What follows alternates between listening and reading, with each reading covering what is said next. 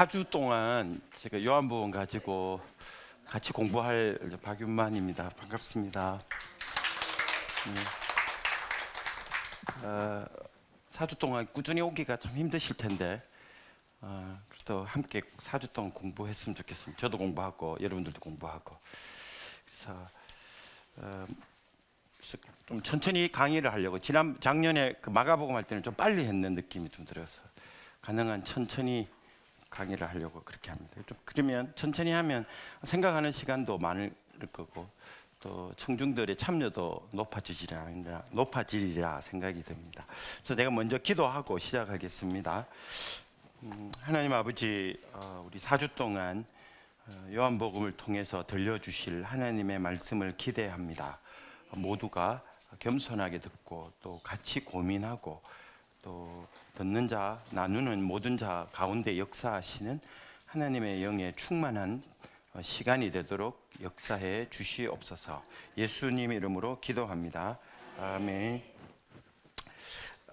제가 이제 이게 전체적인 순서는 오늘은 그 역사적인 접근, 그러니까 저자 누구고 기록 목적이 뭘까 그거 하고, 두 번째로는 문학적인 접근, 요한복음 전체를 읽을 수 있는 문학적인 어떤 틀 자체를 소개하는 시간 좀 그렇게 가지고, 요 두 개 정도만 하면 아마 오늘 하루 강의 내용은 다 채워지리라 생각이 듭니다. 그래서 다음 주에는 신학적인 주제들을 이제 3주 동안 그렇게 다루려고 합니다. 신학적인 주제를 다룰 때 이제 구원의 문제, 죄의 문제, 생명의 문제, 영생의 문제, 요한복음에 나오는 여성의 그 문제, 여성의 제자도에 대한 문제, 그다음에 물 뭐 등등등 여러 가지 제자 교회론 등등등 뭐 이런 주제들을 한 3주 동안 이렇게 또 나누려고 합니다. 그러니까 총 3가지 정도가 되겠죠. 역사적인 접근, 문학적인 접근, 그다음에 나머지는 이제 신학적인 여러 주제들을 짚어 가려고 합니다. 그러다 보면 뭐 1장부터 21장까지 다 이렇게 아마 서베이가 이루어질 것 같습니다. 그런 식으로 아마 이야기가 진행이 될 것 같아요.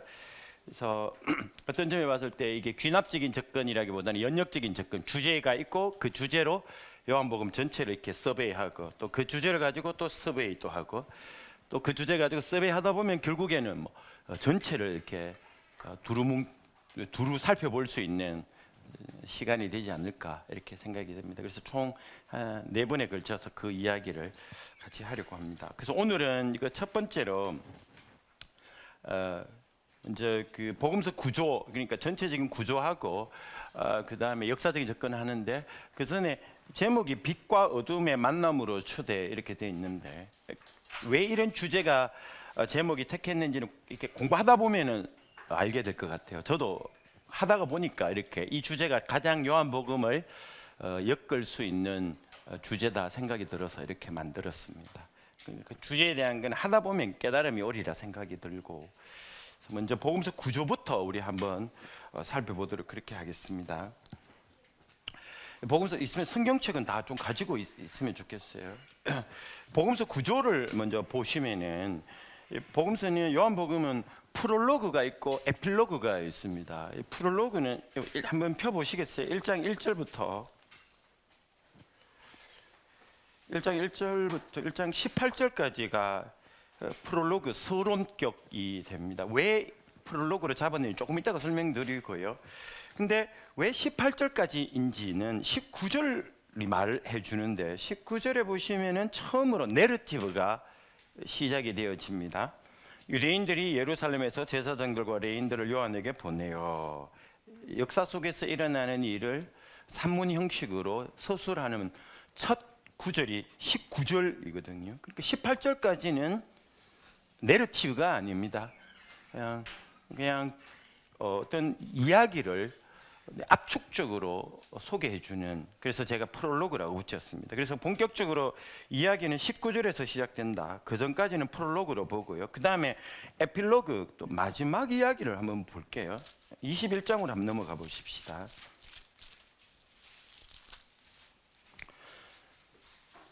21장에 보시면은 그 후에 예수께서 디베랴 호수에서로 시작이 되어지는데 부활 이후에 예수님이 제자들에게 나타났던 이야기 이렇게 봤는데 왜 그럼 21장을 에필로그로 본문에 안 넣고 에필로그로 넣었는가 하면 20장 30절 31절에 보시면 조금 이따 보겠지만 거기에 보시면은 요한복음 전체의 결론이 나오는 것 같아요. 30절에 보면 예수께서 제자들 앞에서 이 책에 기록되지 아니하는 다른 표적도 많이 행하셨으나 라고 말하면서 오직 이것을 기록함은 그 목적이죠. 그래서 요한복음의 기록의 목적이 뭔지가 30절과 31절에 서술이 되어지고 있습니다. 그러니까 거의 형식적으로 봤을 때 요한복음은 20장 31절에 끝이 나는 이야기입니다. 그런데 끝났는 것 같은데 21장에 새로 이야기가 추가되어지고 있는 겁니다. 영화 보면 영화 자막 올라갔는데 자막 다 올라가고 다시 짧은 또 영화 한 편이 짧게 소개되어지는 거. 요즘에는 뭐 앞에 소개되어지는 형식이 있습니다만 그런 형식과 같은 겁니다. 그래서 보통 30절, 31절이 요한복음의 마지막이다. 왜냐하면 30절과 31절에 목적이 기록되어 있기 때문이에요. 그럼 21장은 에필로그, 덧붙여진 이야기다. 이렇게 봐야 됩니다. 자, 그러면 이렇게 볼 수 있겠죠.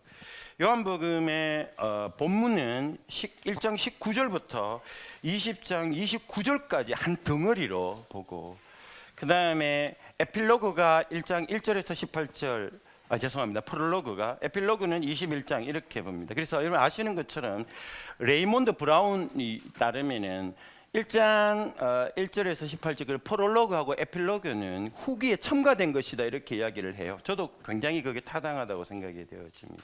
그럼 누가 첨가했는가는 조금 이따가 이야기가 되어질 겁니다.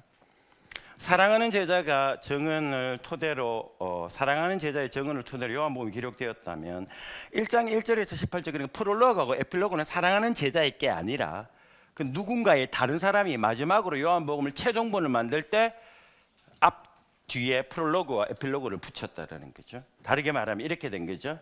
1장 1절부터 요한복음이 기록된 게 아니고 요한복음 전체 다 기록해 놓고 그 다음에 서론으로 1장 1절에서 18절까지를 기록한 겁니다. 요즘 논문 쓰다 보면 그런 일이 일어나죠. 논문 다 쓰고 마지막에 서론을 적죠. 그게 보통 논문의 형식이라 그럽니다. 그래서 그 책을 알려면 뭘부터 봐야 될까요? 서론 보면 다 보입니다. 보통 그 형식이 그렇게 돼요. 그래서 레이몬드 브라운의 입장 저도 동의를 하는데 그래서 1장 1절부터 18절 그러니까 프롤로그를 보면 요한복음 전체의 주제가 그게 다 깨알같이 담겨져 있습니다. 왜냐하면 마지막에 기록되었으니까요.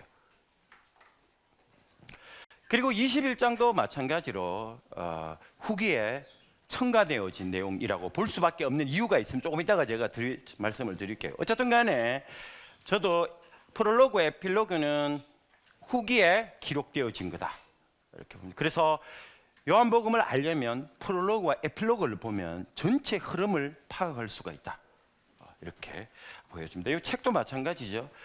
전면 카바하고 후면 카바 보면 요즘에 내용이 꽉 들어가 있잖아요.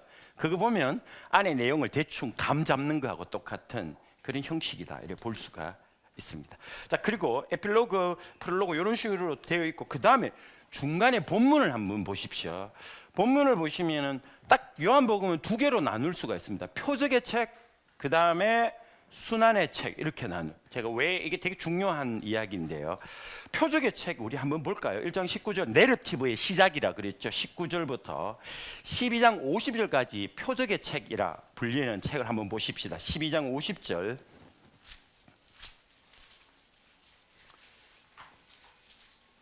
50절까지인데 표적의 책의 요약을 먼저 한번 볼게요. 12장 37절입니다. 한번 보세요. 표적의 책의 요약 12장 37절. 누가 한번 읽어보시겠어요? 그 앞절에는 36절의 전반절은 빼고 37절만 한번 읽어보시겠어요?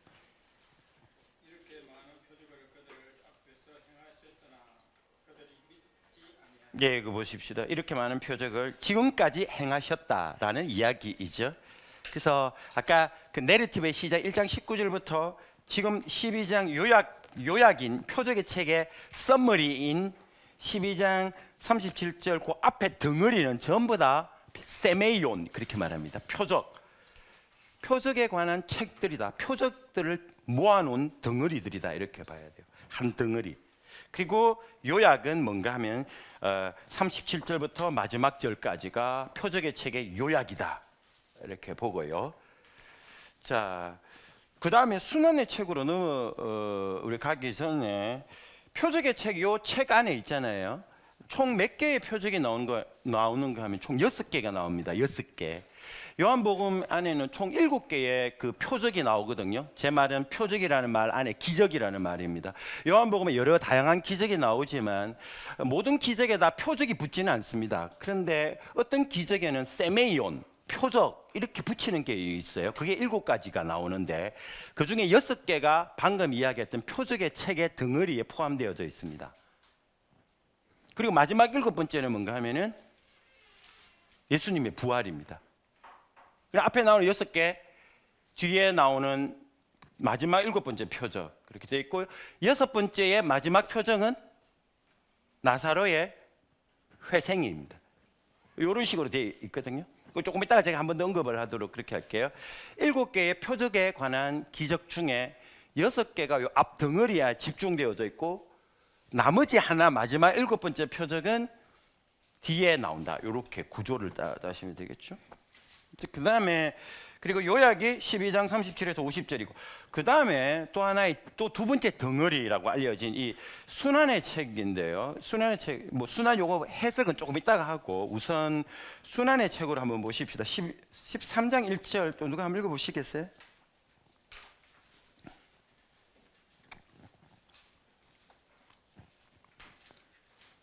예, 제가 읽을게요. 그냥. 6월절 전에 예수께서 자기가 세상을 떠나 아버지께로 돌아가실 때가 이런 줄 아시고 이렇게 되어 있거든요. 이제 딱 봤을 때 6월절 전에 예수께서 떠날 때가 된 줄 아시고 했는데 13장이 여러분들 공간복음에 나오는 예수님의 마지막 만찬을 백그라운드로 하고 있습니다. 그러니까 13장의 이야기가 뭔가 하면 마지막 만찬의 이야기예요. 물론 만찬의 이야기는 요한복음에서는 싹 빼가지고 저 앞쪽으로 내가 오병이의 기적과 결합시켜서 해석을 하거든요. 내가 하늘에 온 떡과 5,000명을 먹이는 사건과 결합을 시키는데 요한복음에는 마지막 만찬을 싹 빼가지고 오병이의 기적과 연결해서 쭉 설명을 해나가고 이게 굉장히 독특한 구조이죠. 그래서 어쨌든 간에 요한복음에서는 마지막 만찬의 백그라운드는 나오는데 내용은 몸 주는 게 아니라 발 씻는 행위가 나옵니다. 이것도 굉장히 요한복음의 독특한 구조입니다. 그래서 13절에 보면 나오는데 그 뭐 증거가 있나? 13장이 마지막 만찬의 배경이라는 증거가 있나? 이렇게 우리가 볼 수 있겠지만 예를 들면 한번 볼까요? 그쪽에 13장 4절 같은 거 한번 보실래요? 저녁 잡수시던 자리에서 이렇게 돼 있죠?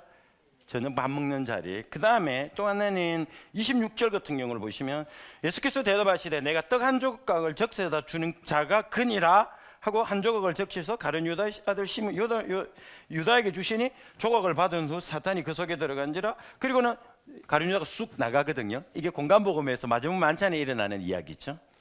그렇게 봤을 때 13장은 마지막 만찬을 배경으로 하고 있는 이야기입니다. 그래서 표적 딱 끝나자마자 순환이 시작이 되어져요.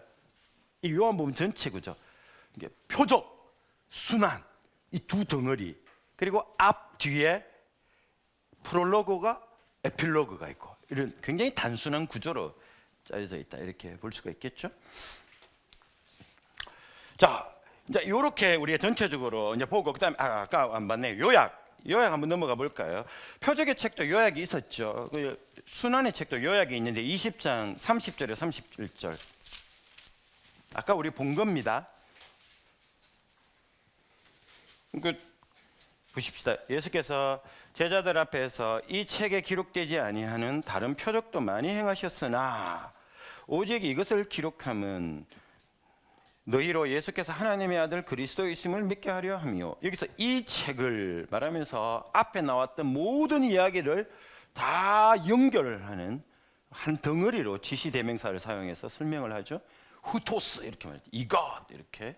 지시를 하면서 앞에 나오는 모든 책을 이야기를 이제 요약을 한다 이렇게 볼 수 있겠죠. 그래서 보통은 20장 30절 31절은 앞에 나오는 모든 책 그 중에서도 방금 이야기했던 순환의 이야기 한 이 덩어리를 요약한다 이렇게 볼 수 있어요. 물론 여기도 다른 표적이라고 순환에도 표적이라고 이야기를 했네요. 이렇게 말하지만 아까 이야기했는 것처럼 그 부활이라는 사건 자체가 모든 표적의 클라이맥스예요. 순환이라는 이름을 붙일 수 있지만 앞에 나오는 6개의 모든 표적은 전부 다 누구를 가리키는가 하면 부활을 지시하는 겁니다. 좀 이따 제가 설명을 드릴게요. 이제 그 주제로 들어가도록 할게요. 어쨌든 간에 구조가 이렇게 짜여져 있다. 이렇게 보시고요. 그 다음에 또 설명하기 전에 또 하나 더 제가 각주에 달하는 건데요. 요한복음에서 제일 독특한 구조가 뭔가 하면은 이 언어학적 용어는 중의성이라 그러거든요. 한 단어에 두 가지 의미. 이게 중의성입니다. 이렇게도 번역할 수 있고 저렇게도 번역할 수 있는 이게 요한복음의 아주 독특한 어떤 언어 표현 방식입니다. 굉장히 이런 표현이 되게 많이 나와요. 요한복음에는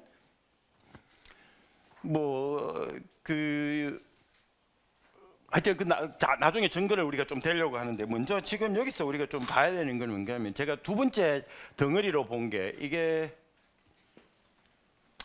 이제 표적의 책이고 이게 순환의 책인데 요 순환하고 제가 영광하고 이렇게 갈로를 이렇게 쳤거든요. 순환. 이거 다음 주에 우리가 신학을 이야기할 때 이제 보게 될 텐데 순환이라 그러면 공간복음에서는 예수님의 고난, 파스카 이렇게 헬라어는 파스카, 고난, 파스카가 유월절 고난도 되고요. 여러 가지 뜻이 있는데 순환이라는 뜻이 있는데 근데 굉장히 재미있는 것은 요한복음에서는 이 고난, 순환과 영광이 동의어예요. 뒤집으면은 요한복음에서는 예수님이 계속해서 우리는 고난이라고 생각했는데 예수님은 그거를 계속 영광이라고 이야기를 해요. 내가 영광 받을 때가 되었다. 아들이 영광스럽게 될 때가 되었다. 이렇게 이야기를 해 나가거든요. 근데 뭘 이야기하는가 하면 예수님에 따르면 그 영광이라는 단어 안에 함축되어진 게 바로 순환입니다. 영광을 받을 때가 되었다. 이렇게 이야기하고 아버지 아들을 영화롭게 하옵소서 이렇게 이야기를 합니다. 근데 다음 주에 보겠지만 이 영광은 동사가 나오는데 높이 들리다, lift up 이 용어도 힙소 이 단어도 쓰이거든요. 그 영광이라는 단어와 들림이라는 단어가 또 동의어예요. 그리고 순환 안에는 영광이 함축되어 있고 영광 안에는 순환이 함축되어 있고 영광은 들림과 동의어고 이게 요한복음이 계속 이끌어 나가는 굉장히 중요한 주제입니다. 그래서 달리 말하면 우리는 예수님이 영광 받을 때가 됐다 이렇게 생각하면 우와 예수님이 이제 빛나는 자리에 오르겠구나 이렇게 생각하는데 요한복음을 가만히 읽어보면 예수님이 오르심 그리고 예수님이 영광을 드러내심 이것은 다름이 아니라 십자가의 오르심과 동의어로 이어되어지고 있는 겁니다. 그러니까 요한복음에서 예수님이 하나님의 영광을 드러내는 자리에 오른다, 높이 오른다라는 것은 높이 오르기는 올라요. 근데 그 높은 자리가 십자가라는 겁니다. 이게 굉장히 중요한 용어. 이게 중의성이라 그러죠. 영광이라는 말 안에 들림이라는 말도 있고, 그 다음에 죽음이라는 말도 있고, 이게 중의적인 의미가 있다. 이런 게 굉장히 많이 나옵니다. 하나 나올 때마다 우리가 좀 보도록 그렇게 할게요. 근데 여기서 우리가 그 밑에 각주에 보면 이렇게 순환을 영광으로 보는 것은 전형적인 요한의 언어입니다. 요한복음에서 예수님의 승기는 이 들림이라 그러죠. 들림은 십자가에 오르는 것과 아버지께 가는 것 이것을 동시에 지시하고 있는 겁니다. 동시에.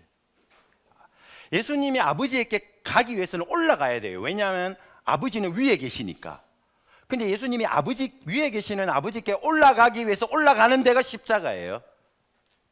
그래 아버지의 자리에 올랐는데 그게 십자가고 아버지의 자리에 올랐으니까 아버지의 영광을 드러내야 되고 그때가 오기를 기다리고 있고 그때가 오지 않으면 아직 내 때가 이르지 않았다라고 이야기를 하고 계속 예수님이 그렇게 이야기를 해요.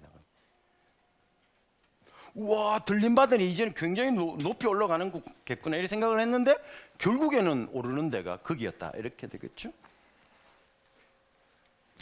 다시 정리하면 만일에 영광을 여기 제가 이제 영광을 보이지 않는 하나님의 속성을 드러내는 것, 이거를 영광을 드러낸다라고 정의한다면, 영광을 드러낸다라는 것을 보이지 않는 하나님의 속성을 드러내는 것, 이렇게 정의한다면 예수님이 하나님의 영광을 드러내는 자리가 어디일까? 보이지 않는 하나님을 보이게 하는 자리가 어디일까? 이게 굉장히 중요한 주제입니다.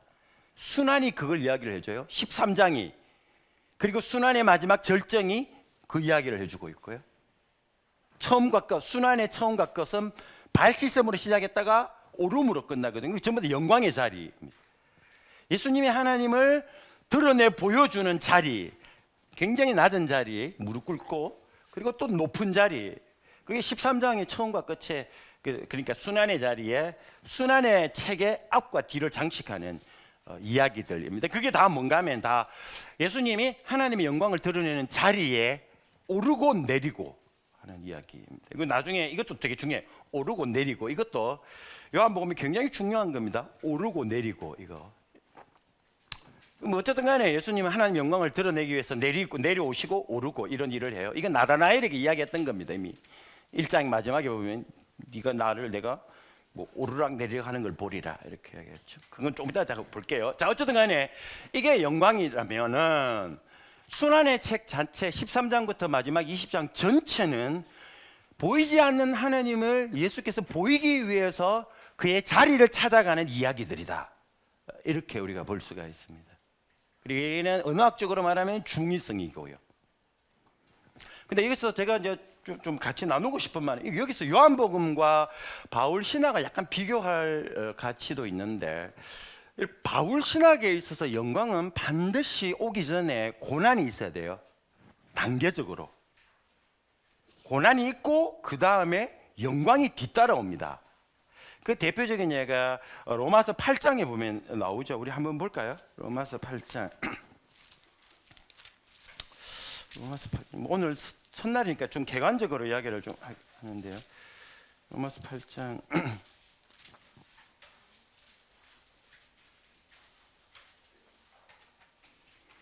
17절 제가 읽어볼게요. 자녀이면 또한 상속자고 하나님의 상속자요 그리스도와 함께한 상속자니 우리가 그와 함께 영광을 받기 위하여는 뭘 받아야 된다? 먼저 고난도 함께 받아야 할 것이고, 생각하는데 현재 고난은 장차 우리에게 나타날 영광을, 앞에는 보십시다. 현재, 그 다음에는 미래형, 나타날 영광. 이게 바울 신학이에요. 바울의 신학은 영광을 받으려면 먼저 고난 받으라 이겁니다. 그런데 요한복음에서는 고난과 영광이 한 덩어리예요. 굉장히 중요해. 이게 계속해서 이걸 이제 발전시키다 보니까 이제 요한복음을 실현되어진 종말론까지도 이제 나아가게 됩니다. 뭐 어쨌든 간에 뭐 그거는 좀 다른 이야기, 신학 이야기할 때 하게 되겠지만, 어쨌든 간에 요한복음 안에서는 고난과 영광이 한 덩어리예요. 바울에게 있어서는 이게 단계적으로 나누어져 있었는데, 그래서 고난은 현재, 영광은 도래하는 하나님 나라 완성의 때. 그러면 요한복음은 왜 이게 한 덩어리인가? 왜냐하면 요한복음의 강조점은 종말이 시작되었다는 점에 강조되어졌기 때문에, 고난 안에 영광이 움틀고 있다는 거죠. 상처 안에 새살이 돋고 빛은 어둠 안에서 비춰오는 것이고, 그래서 빛을 보려면 어둠을 뒤로 하는 게 아니라 어둠 한복판으로 들어가야 돼요. 왜냐하면 영광은 고난 안에 있으니까. 이게 중의성이, 언어학적으로 말하면 중의적인 것이고, 신학적으로 말하면 실현되어진 종말론이 강조되어진 것이고, 이렇게 이야기를 할 수가 있습니다. 자, 어쨌든 간에 이런 영광에 대한 독사라는 말 제가 다시 한번 좀 이야기를 드렸고요. 자, 그러면 우리 한번 제가 밑에 그 에필로그 밑에 한번 읽어볼게요. 전반부에 해당하는 1장 19절에서 12장 50절은 표적의 책으로 분류가 되는데, 요한복음에서 표적, 이게 되게 중요한 단어거든요. 세메이온 이런 단어거든요. 세메이온. 이 세메이온 자체가 사인, 토건 이런 말입니다. 심벌 이런 말도 되고요. 세메이온은 뭔가 하면은 A를 말하기 위해서 B를 이야기하는 겁니다. 그래서 들리는 것은 B예요. 들리는 대로 들으면 그 사람은 세메이온을 이해를 못하는 겁니다. 떡 주면서 떡만 보면 이 사람은 예수님을 임금 삼으려고 하는 사람들밖에 안 되죠. 떡 보면서 다른 걸 봐야 돼요. 이게 세메이온의 기능입니다. 이 세메이온의 기능은 굉장히 독특합니다. 보는 대로 보면 안 되고, 보는 것을 통해서 다른 것을 봐야 되고, 들리는 대로 들으면 안 되고, 들리는 것을 통해서 다른 것을 들을 줄 알아야 요한복음을 제대로 이해하고 있다라는 겁니다. 이걸 모르면 그때부터 예수님을 오독하기 시작합니다. 자기 손아귀에 넣으려고 하죠. 수많은 사람들이 그렇게 나옵니다, 요한복음에. 그래서 세메이온의 특징이 바로 토큰이다. 그러면 이 세메이온이라 부르는 기적이 총 7개가 나오는데 각주 2번에 보면은 제가 7개 적어놨습니다. 밑에 보시면은 가나 혼인 잔치가 첫 표적입니다. 굉장히 중요한 표적이죠. 무엇보다 첫째 게 중요해요. 관원의 아들 고침 두 번째, 세 번째는 안식일 중병병자를 고침 등등등등등 나옵니다. 총 7개 나옵니다. 그리고 7개 전에 마지막 6번째가 나사로를 살리는 일입니다. 나사로 사건이 마지막 7번째 바로 직전에 있다라는 거죠. 초반은 가나 혼인 잔치, 6번째는 나사로. 굉장히 중요한 구조로 짜여져 있겠죠. 자, 보시면 그 중에 6개가 전반부에 나오기 때문입니다. 그래서 표적의 책이라고 불렀고요. 그다음에 순환 영광의 책으로 분류되는 후반부는 마지막 만찬으로 시작하고 7번째 표적인 부활로 마무리됩니다. 이런 점에서 전반부는 후반부를 드러내는 세메이온이에요. 전반부를 읽고 전반부만 보면 안 된다라는 겁니다. 왜냐하면 전반부 6개의 표적은 전부 다 마지막 7번째 표적을 지시하는 거거든요. 전반부만 보고 이게 다네 라고 생각하면은 오병이의 기적 보고 떡만 먹고 배부르다 생각하는 거 똑같은 겁니다. 그 다음 이야기가 있어요. 그게 요한복음을 이해하는 방식입니다. 그래서 그러면 후반부에 뭐가 있는가? 아까 이야기했는 것처럼 부활이 있습니다. 앞에 6개는 전부 다 7개를 지향하고 있는 겁니다. 진짜 요한이 말하고 싶었던 바는 뭔가 하면은 7번째 거죠. 나머지 6개는 그걸 통해서 이걸 봐야 돼요. 이게 세메이온이죠. 토큰. 보이는 것은 다가 아니다. 요한복음 자체가 말해주는 겁니다. 물론 그 현대 문학에서는 요한복음을 이거를 그냥 심볼리즘이라고 말하기도 하고 메타포라고 말하기도 하지만 신학적으로 보면 굉장히 중요한 메시지가 여기에 담겨 있습니다. 이 요한복음이 말하는 바가 계속해서 이런 식이에요.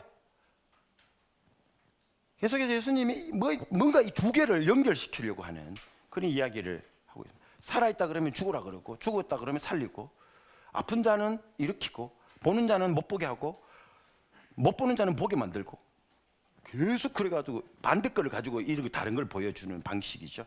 그게 요한복음 방식입니다.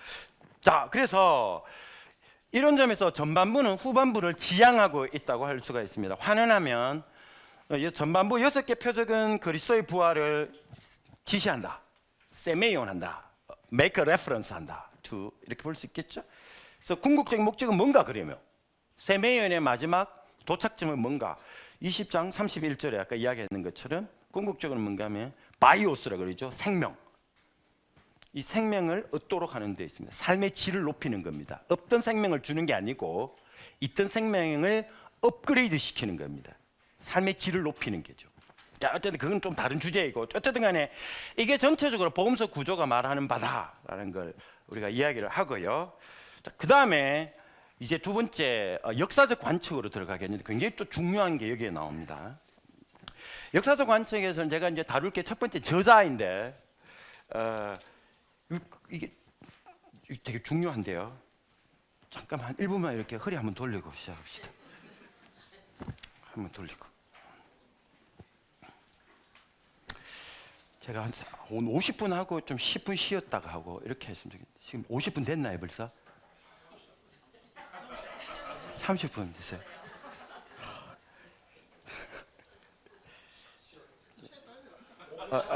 5분 쉬었다 할까요? 예, 좋습니다. 좋습니다. 좀 쉬었으면, 예, 5분만 쉬었다가 또 하고 이렇게 할게요. 맞죠? 그게 더 좋습니다. 30분 하고 10분 쉬었다가 하고.